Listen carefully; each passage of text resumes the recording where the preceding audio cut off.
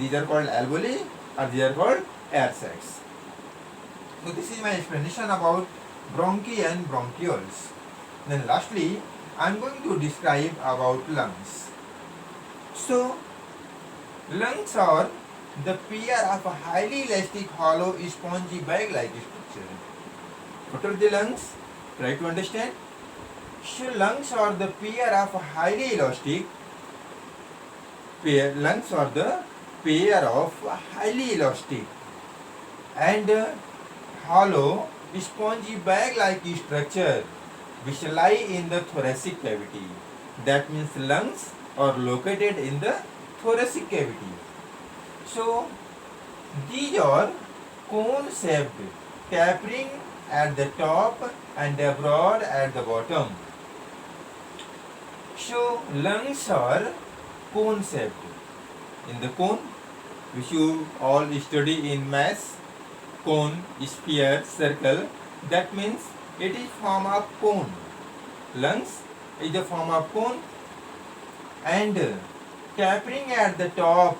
In the upper side, it is tapering, pointed and broad at the bottom. So the broader lower surface of the lungs rests on the seat of the muscles called diaphragm. Broader lower surface of the lungs. That means broader and lower surface of the lungs rest on a seat of muscles that are called diaphragm. So which forms the floor of the thoracic cavity. That means diaphragm forms the floor of thoracic cavity. So then the left lung is slightly smaller than the right lung. Very important point I am telling you. Left lung is slightly smaller than the right lungs, so that to accommodate the heart in between. The left lung is slightly smaller than the right lung so as to accommodate the heart in between. That's why left lung is smaller than right lung, because it has to maintain in position to the heart. So the right lung is divided into 3 lobes.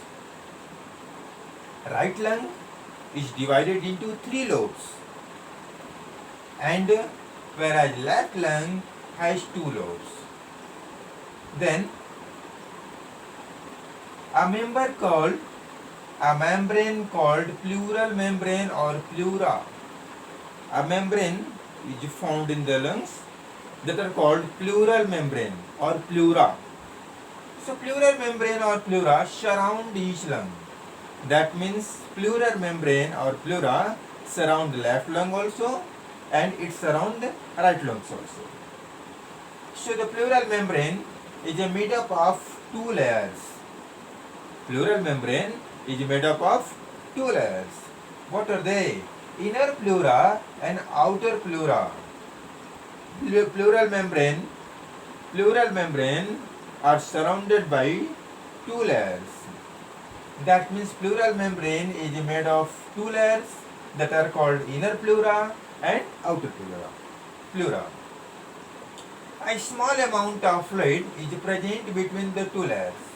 A small amount of fluid is present between the 2 layers are pleural cavity that allow smooth and frictionless movement of the lungs. The small amount of fluid which present between the 2 membranes that allow frictionless smooth movement of the lungs. So there are about 700 million alveoli. How many? There are about 700 million alveoli present in the lungs. The walls of the alveoli are extremely thin and moist, thereby allowing gases to diffuse through them easily. The walls of alveoli are extremely thin and moist, so that exchange of gases took place easily. The alveoli are in close association with the blood capillaries and provide a large surface area for gaseous exchange, about 80 square meter. That means 80 square meter, from 80 square meter area, gaseous exchange took place in the lungs. So the alveoli are in close association with the blood capillaries. Alveoli are closely associated with the blood capillaries and provide 80 centimeter, 80 square centimeter area for the gaseous exchange.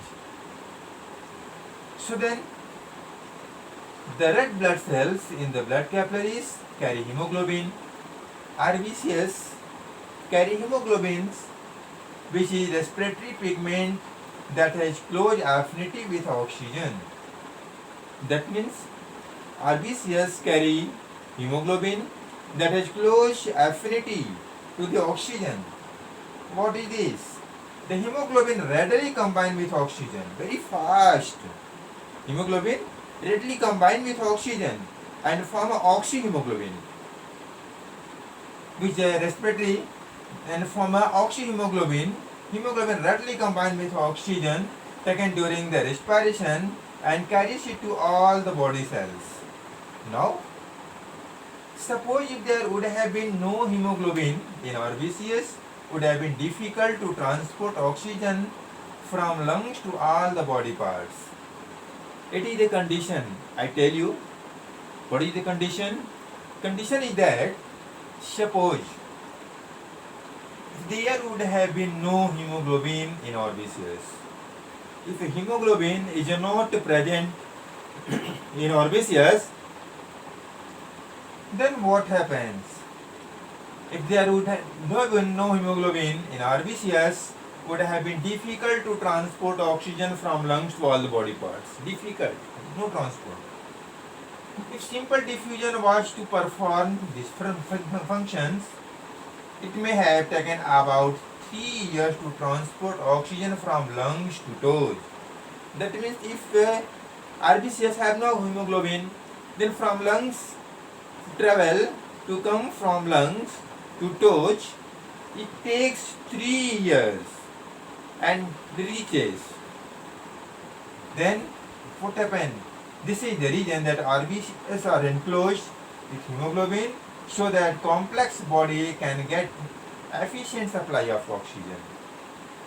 That's why RBCs travels with hemoglobin and provide oxygen to all the body parts.